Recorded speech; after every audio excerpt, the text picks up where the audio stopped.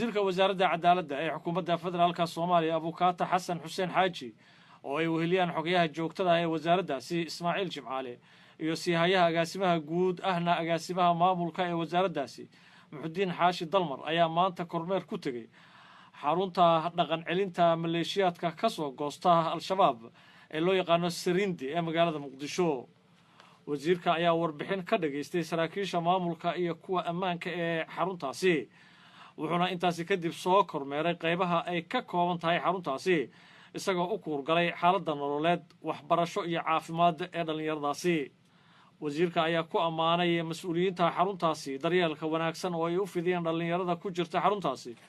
isagoo tilmaamay in wasaaraddu ay qayb weyn ka qaadan doonto horumarinta xarumaha lagu dhaqan celiyo dhalinyarada ka timaada maleeshiyaadka al-shabaab. maanta waxaan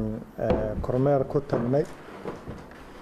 xarunta dhaqan celinta oo loo yaqaano Sirindi meeshaas oo ay joogaan dhalinyaro badan oo run ahaantii markii hore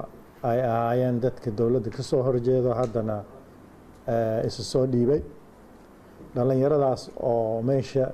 ku jiro muddadaasna dawladda gacanta ku haysay khaas ahaan maamulka Sirindi. waxaan markaa u kurgalaynay inaan ogaano noloshay ay ku nool yihiin meeshay seexdaan meeshay wax ku bartaan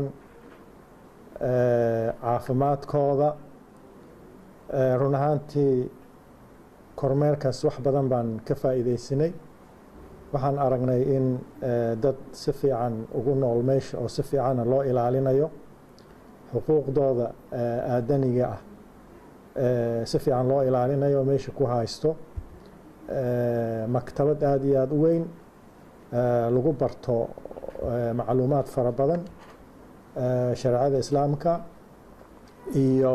luqada afka Soomaaliga iyo luqooyinka ajnabiga xisaabaadka kombiyuutarka iyo culuum kale lagu barto. waxaan kale soo kormeernay meesha ay seexdaan oo run ahaantii aad iyo aad maaragtay macquul u aheedo fiicneed.